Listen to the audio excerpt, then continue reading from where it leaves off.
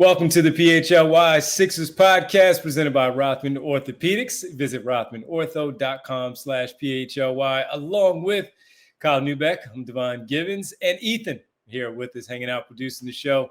We got to talk about Quentin Grimes and the latest report, Kyle, from Jake Fisher, our good buddy, friend of the show, Jake Fisher from Bleacher Report and Mark Stein Substack as well. Go check out Jake Fisher. And Jake talked about in a recent just recently discussing how the Quentin Grimes saga, as it continues to roll on, may look more along the lines of something that Derek has been preparing people for, and that might be the shorter term deal for Quentin Grimes. So what might that look like, Kyle? The one that I know we can reference, the rumor, there was another rumor out there of Cam Thomas, as we've mentioned, Cam Thomas from the Brooklyn Nets, Josh Giddey from the Chicago Bulls, and Jonathan Kuminga from the Golden State Warriors. All four restricted free agents having trouble right now finding a deal that they like. And as far as Quentin Grimes goes, we'll get into that. But the rumor that was out there for Cam Thomas, first it was somewhere that he was looking for that $30 million or $100 million deal from the Brooklyn Nets or anywhere else. And in this case, the latest for him is the Nets offering him 2 years, $14 million a year annually, which would be a $28 million deal. Clearly, he's not happy about that. And is that something that we may have to look at as far as being offered, or is that way too low of what we think Daryl Morey and the Sixers are offering Quentin Grimes at this point? Yeah, so that's the tough thing, Devon, is my read on this whole situation has been that it's not that Quentin doesn't want to be in Philadelphia. It's not that the Sixers don't want him here. Like, all signs point to they'll get a deal done.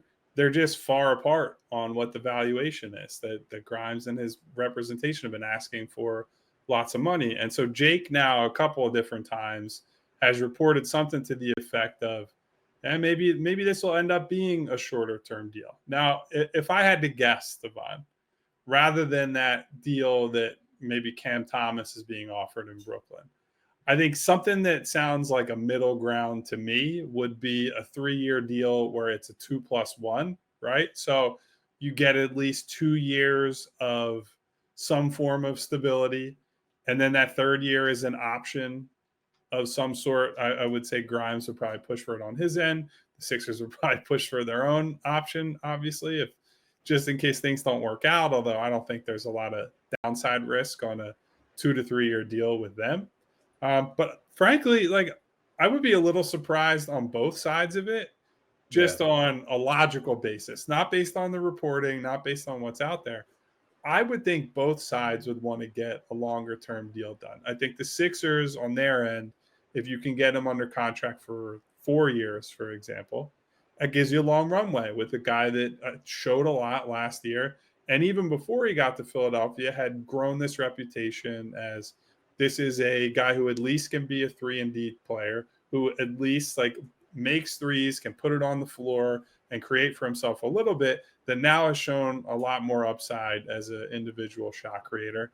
Oh, by the way, can also defend both positions in the backcourt. Like, that's a valuable player. And he's only 25 years old. Yeah, so that's a player that for the duration of the contract, barring injury, is going to bring good value to your team. So on the Sixers end, you want the longer term, as long as it's not, hey, we're paying an exorbitant amount of money to get this guy on the team. Now, on Grimes' side, if he doesn't push for the years, then I sort of think at this point we would be hearing things that are more along the lines of maybe he'll take the qualifying offer, right? That he just says, I'm going to bet on myself again, right? And I still don't think we're hearing much on that front. I think Cam Thomas, bringing his name up again, Devon, I think we've heard more about him as a potential qualifying offer guy where he says, look, I'll roll it into next year. The Nets are still a rebuilding team with low expectations.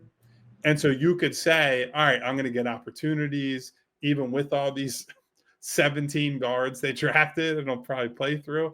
And added Michael Cam Porter Thomas Jr. Ball. Yeah, I'll play Cam Thomas ball no matter what happens, no matter who else is here, and I'll bet on myself. I think it's a little dicier for Quentin Grimes. And so I think if you can get a longer-term deal, at least at fair value, that's a good setup. I guess what I'm struggling with is what is fair value for Quentin Grimes, right? Because he didn't settle for 9 or 10 million before the year, but now we're hearing things like, 25 million a year or 30 million a year. Then when numbers like that get thrown out there, it's like, you're losing me there.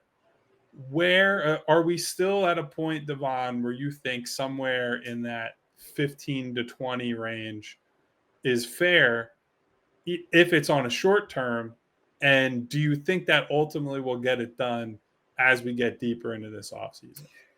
On the shorter term, 15 to 18, yes, because as you were laying it out there, 2+1, I'm sitting there calculating, man, is he going to get $20 million, for 1 year, or over the 2 years, he's getting 2 for 40 over the course of those first 2 years, opts out, and that final one, is that what he's going to get? And even then, I'm like, I'm still capped out at 18. And that's no disrespect to Quentin Grimes, because I think he's a darn good player. He showed me a lot during that time. But I just think betting on himself again is a really, really tricky situation for him. After what he's shown, yes, that has boosted your value from that 9-10 that maybe Dallas was offering. But you're sitting in a totally different bracket now where you have won. And maybe you're not going to be comfortable with your situation after year 1 or after year 2, but you're still with 2 years remaining, sitting on a really good number that is movable if that is your desire to leave Philadelphia because you don't like what's going on in the direction that the Sixers are headed in that time and what your role is. That's still a pretty good number where it can be moved. So I still think it's in his best interest to take that long term, anywhere from that 15 to 18, and you're still betting on yourself in the sense of, I have to go out here and prove it, stay a starter. I got these 2 kids behind me that are trying to take my minutes. I have to go here and ball out while VJ Edgecombe and Jared McCain are right behind me. That's incentive right there as well. And you have found a home. You're no longer being moved from New York and Detroit to Dallas and then to Philadelphia in the course of 4 years, 4 different teams. You've found a home where it is still a playoff team, as at least for right now, and who knows what that looks like during the duration of those first 2 years. So I agree with you where I don't know where it is, but if it's in that 15 to 18 over the course of those 4 years and you get a $60+ million deal, you bet and you won. And it's okay to feel that way. Walk away with the chips, buddy. Walk away with the chips. So here's what I would look up Dennis Schroeder and Nerlens Noel again, and say, you know what? You're right. I'll take it. Let's rock and roll. Here I am. All right. So let me ask you another quick follow-up then, Devon. If it ends up for whatever reason that they say it'll be a 2-year deal, does your position change on the amount of dollars a year you're willing to give him, right? Because I think if it gets shorter, you could more easily justify, we'll pay this guy more, like maybe you pay $20 million a year like rather than 15 to 18, because, if it doesn't work out this year, then it's just the next season he's on a $20 million expiring contract, and it's not something that's this big anchor around your neck. So do you think, would that materially change your offer, like your threshold of where you're willing to go? I mean, I still sit there and say, damn, Quentin Grimes is getting $20 million a year, but I understand it because of what happened with Kenyon Martin a year ago with that balloon payment of what it looked like. But then I go back to JJ Redick, and when he got his 1+1s, and I mean, his 1-year deals at like 23 and whatever he got it at the next year, you understood it because JJ Redick was a playoff performer that you understood. All right, I got it.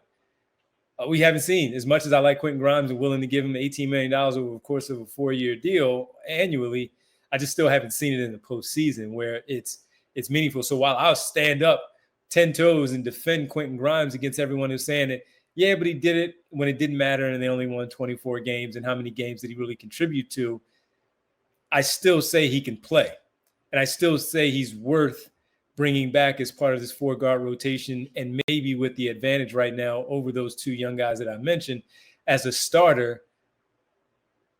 But I still haven't seen it in the postseason. I'm banking on the fact that this is going to show itself in the postseason too. Because on our Friday podcast, Kyle, you mentioned Daryl Morey holding on to 12 a little bit too long because we've seen this already. We know what that looks like.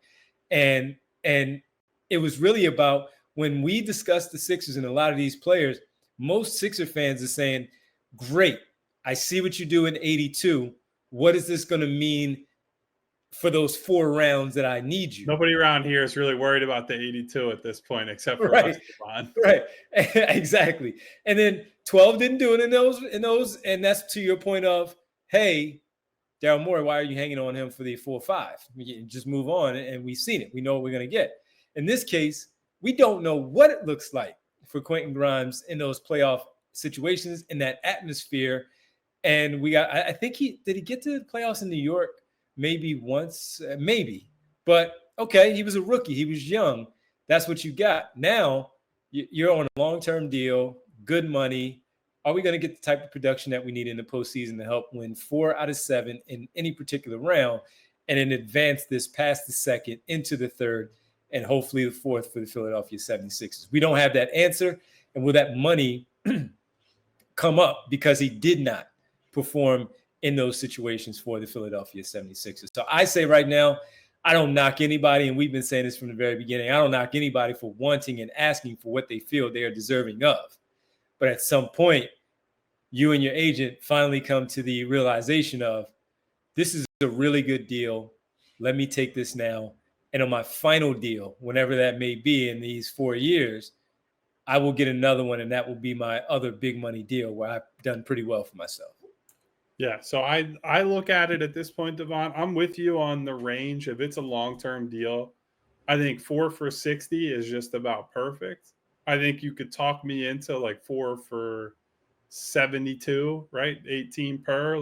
That's more than I want to pay. But I think given that it would help with trade for salary matching and things like that, like you could talk me into that. I could go up some, I think. On a shorter term deal, I'd be okay with 20 per if it's 2 years, but I also don't think that's what the Sixers should be pushing for, right? What you want is someone who can be, over the next 3-4 years, a long-term contributor, a two-way player, all that, and also retain some trade options with him, right? So whether he ultimately settles for what I think it would work for the Sixers, I don't know, because I do think they're pretty far apart right now. But a lot of offseason left to get this sorted out. I believe he has until, I want to say October 1st is the day that you have to make the decision on the qualifying offer and whatnot. So we're going to see, but I don't think it's going to end anytime soon, Devon. So an update from our friend Jake Fisher, but everybody just hold on for dear life.